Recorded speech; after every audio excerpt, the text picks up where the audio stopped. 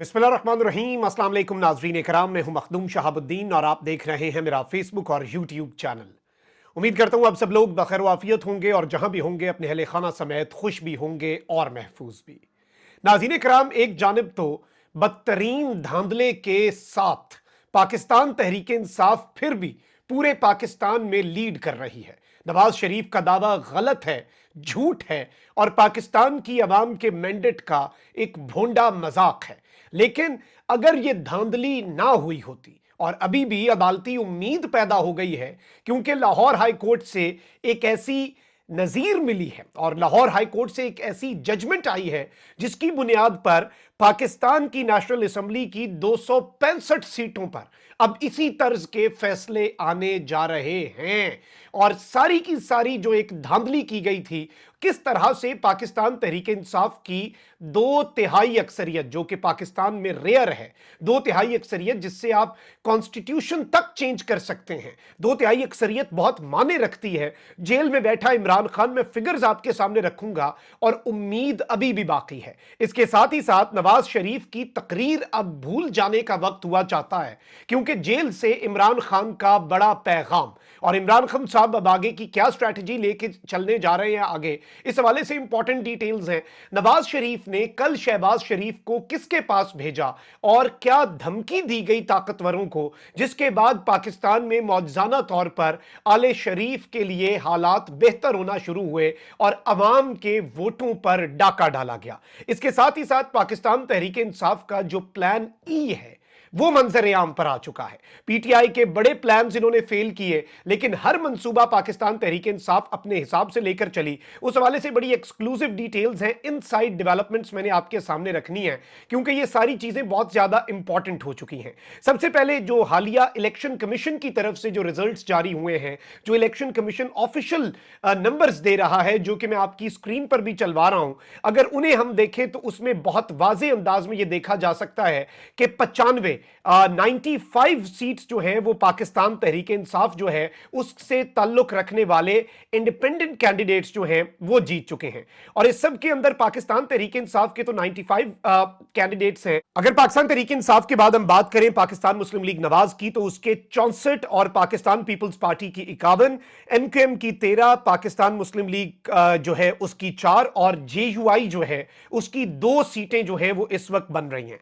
अब ये सारा कुछ जो इस वक्त मुल्क के साथ किया जा रहा है, मुल्की निजाम के साथ किया जा रहा है, इस सब के अंदर अभी तक भी अगर हम बात करें कि मामलात और क्लियर मेजॉरिटी किसके पास है पाकिस्तान की तारीख के बदतरीन धांधले के बावजूद, तो क्लियर मेजॉरिटी भी पाकिस्तान तहरीक इंसाफ के पास ही है। लेकिन नवाज शरीफ ने जो तकरीर की वो तकरीर नवाज शरीफ से करवाई तो गई, लेकिन मैं आपको 2-3 चीजें और बता दूं। फॉर्म 45 जो है वो अब इनका वबाले जान बनने जा रहा है और अदालत से एक फैसला भी आ चुका है और इस सब के अंदर सलमान अकरम राजा जो है उन्हें खिराज तहसीन पेश करना चाहिए, क्योंकि उन्होंने अदालत से एक ऐसा फैसला ले लिया है। बाकी सारे कैंडिडेट्स को फौरी तौर पर मूव करना चाहिए अपनी अपनी रिस्पेक्टिव हाई कोर्ट्स, क्योंकि पाकिस्तान तहरीक इंसाफ जो है वो 2/3 मेजॉरिटी की तरफ जा रही है। अगर हम फॉर्म 45 की बात करें, इस्लामाबाद की 3 में से 3 नशिस्तें फॉर्म 45 के मुताबिक, फिर फॉर्म 47 में इन्होंने तब्दीलियां कर दी और फॉर्म 45 ही मैटर करता है, फॉर्म 45 ही मैटर करता है। वो आपके सारे के सारे जो होते हैं अपना जो आपके पोलिंग स्टेशंस, उनका नतीजा होता है जिस पे ठप्पा लगता है, पोलिंग एजेंट्स के साइन होते हैं और उसी को कंपाइल करके फॉर्म 47 बनता है। तो इस्लामाबाद की 3 में से 3 नशिस्तें, बलूचिस्तान की 16 में से 4 नशिस्तें, पंजाब से 109 कौमी असम्बली की नशिस्तें, सिंध से 21 और खैबर पख्तूनख्वा से 42 कौमी असम्बली की नशिस्तें। ये टोटल जो फिगर बनता है पाकिस्तान तहरीक इंसाफ का 265 सीटों में से वो बनता है 179। इसके अंदर अगर पाकिस्तान तहरीक इंसाफ के जो आजाद उम्मीदवार किसी जमात में मिलते हैं, अगर पाकिस्तान तहरीक इंसाफ के अंदर भी नहीं उन्हें मिलने दिया जाता, तो ये सारी की सारी चीजें उल्टा इनके अपने गले पड़ती हैं। और इसमें आप अंदाजा करें ये सब कुछ किया क्यों गया है। अगर ये फॉर्म 45 के मुताबिक ये सारा मामला हो जाता और ये सीट्स मिलती, तो इसके अंदर फिर पाकिस्तान तहरीक इंसाफ को इसी प्रोपोर्शन से मिलनी थी आपकी मखसूस नशिस्तें, वो हासिल करके पाकिस्तान तहरीक इंसाफ ने 2/3 अक्सरियत जो है वो कायम कर लेनी थी। पाकिस्तान के अंदर 2/3 अक्सरियत जो है वो पाकिस्तान तहरीक इंसाफ को मिल जानी थी। इसीलिए इन्होंने ये फॉर्म 47 वाला ढोंग रचाया, फॉर्म 47 वाली वारदात डाली। लेकिन इस वक्त पाकिस्तान तहरीक इंसाफ के पास जितने फॉर्म 45 हैं वो सारे के सारे, बल्कि मैं अभी रेहाना इम्तियाज डार साहिबा का जो हल्का है जहां पर ख्वाजा आसिफ को जिता दिया गया, ऑल्दो रेहाना इम्तियाज डार साहिबा की 50,000 की लीड है, वो सारे हमने फॉर्म 45 मैंने खुद जब काउंट करके देखे तो वो वोट और बन रहे हैं। फॉर्म 47 में जी जो रिटर्निंग अफसर है उससे कुछ और करवा दिया गया है। यह पाकिस्तान की जमहूरियत के साथ, किसी भी मुल्क की जमहूरियत के साथ यह तारीख का भोंडा तरीन मजाक हुआ है। यह अवाम के साथ एक धोखा हुआ है। नवाज शरीफ ने डकैती डाली है और फिर डकैती के ऊपर आकर वो ऐलान भी कर रहा है कि मैं डकैत हूं और मैं तुम्हारे ऊपर रूल करूंगा, मैं हुकूमत बनाऊंगा। बदमाशी है हमारी इस मुल्क के अंदर, तुम हमारे गुलाम हो और गुलाम ही रहोगे। ये नवाज शरीफ साहब का कुल जो उनकी तकरीर का लुबे लुबाब है वो ये बनता है। अब जरा चीजों को आपने समझना है, नुक्ता जो मैं आपके सामने रखना चाह रहा हूं वो समझना है।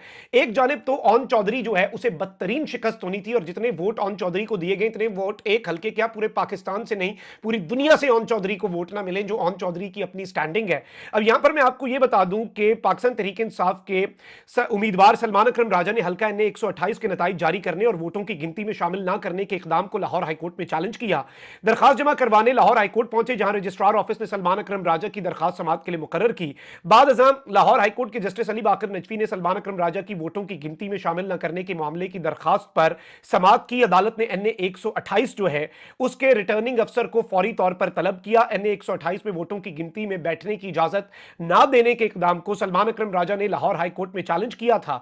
और इस वक्त मैं आपको यह बता दूं कि लाहौर हाईकोर्ट ने बहुत बड़ा फैसला दिया है। सलमान अकरम राजा की दरखास्त मंजूर करते हुए इलेक्शन कमीशन को एनए 128 के नतीजे जारी करने से रोका गया है और दीगर फरीकैन को 12 फरवरी के लिए नोटिस जारी करते हुए जवाब तलब कर लिया है।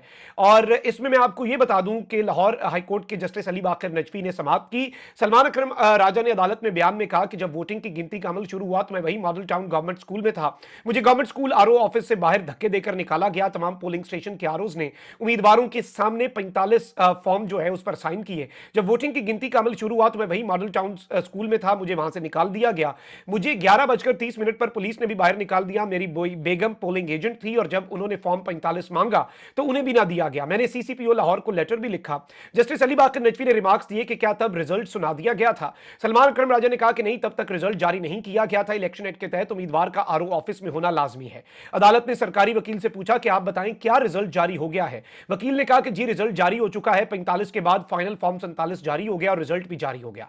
जस्टिस अली बाकर नजफी ने इस्तफसार किया कि आपने फॉर्म 45-47 कब जारी किया? क्या यह तमाम मराहिल में दरखास्त गुजार की गैर मौजूदगी में तमाम मराहिल मुकम्मल हुए? क्या आपने फॉर्म 45 और 47 चीफ इलेक्शन कमिश्नर को भिजवा दिया है? इलेक्शन कमीशन के वकील ने कहा कि हम वहां मौजूद नहीं थे। इनको अगर ये मसाइल हैं तो ये पहले इलेक्शन कमीशन के पास आते, यानी हमारे पास आते, आप इनकी दरखास्त खारिज कर देंगे, मुतलका फॉरम पास आए। इलेक्शन कमीशन के वकील ने अदालत में बताया कि ओम चौधरी पहले नंबर पर हैं, दूसरे नंबर पर सलमान अकरम राजा हैं।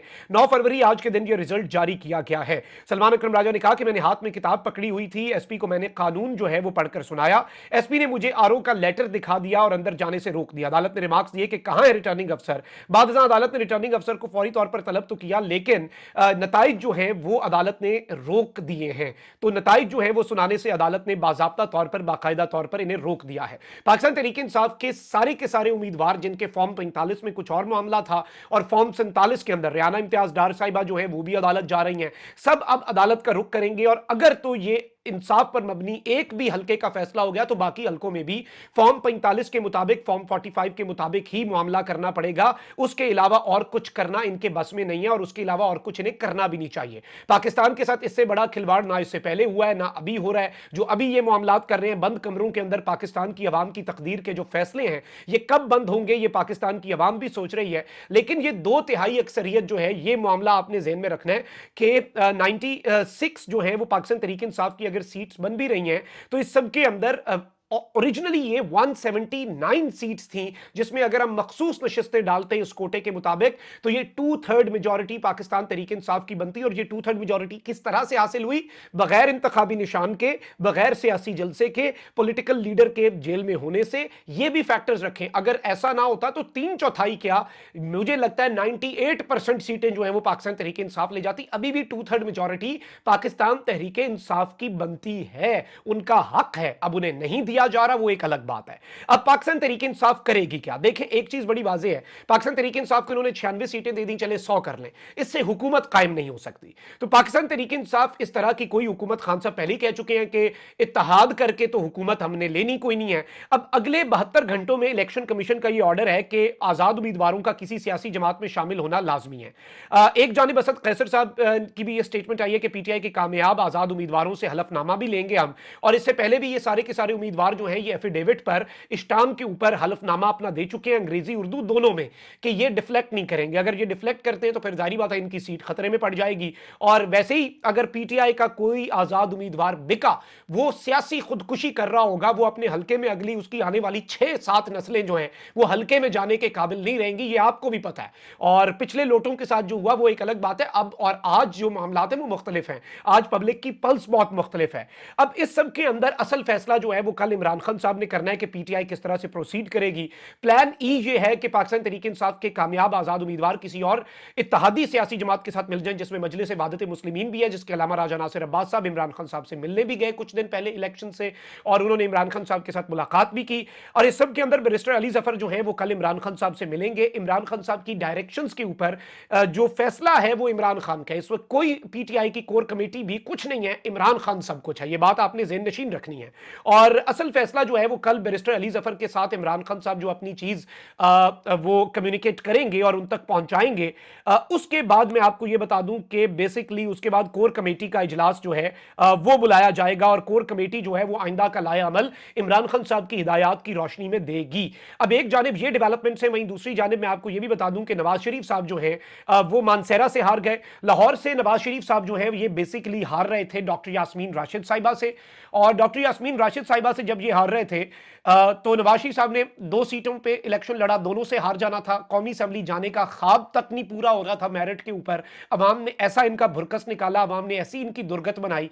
तो उसके बाद इतलात ये भी हैं और कुछ सहाफ़ी ये रिपोर्ट कर रहे हैं, लाहौर के साफ़ी हलकों के अंदर, सियासी हलकों के अंदर ये बाज़गश्त चल रही है वहां की हवाओं के अंदर, कि बेसिकली क्या हुआ, बेसिकली ये हुआ कि शहबाज शरीफ साहब को नवाज शरीफ साहब ने कुछ लोगों के पास भेजा जो कि नुमाइंदे हैं, जाहिर बात है, पावरफुल कॉरिडोर्स के, और उन्हें बताया गया कि देखें नवाज शरीफ साहब की सीट का कुछ करें, नवाज शरीफ की सीट का कुछ करना पड़ेगा, वरना बात जो है वो हाथ से निकल जाएगी, काम खराब हो जाएगा, और फिर आप जाने इमरान खान जाने, हमने हुकूमत भी को नहीं लेनी। मतलब ये नखरे चेक करें, हुकूमत भाई बनती नहीं थी आपकी, और फिर आपको उसके बाद जो कुछ भी हुआ। इसके अंदर एक और खबर ये भी है कि जरदारी साहब के नुमाइंदे और पीएमएलएन के नुमाइंदों के साथ इस्लामाबाद में भी एक मुलाकात हुई मुबैना तौर पर, और उन्हें कहा गया खान की हुकूमत तो बन रही है, अगर आप कोलिशन गवर्नमेंट फॉर्म करते हैं, जिसके लिए अब इन्होंने बंद कमरों में मुलाकातें पूरी रात चलनी है।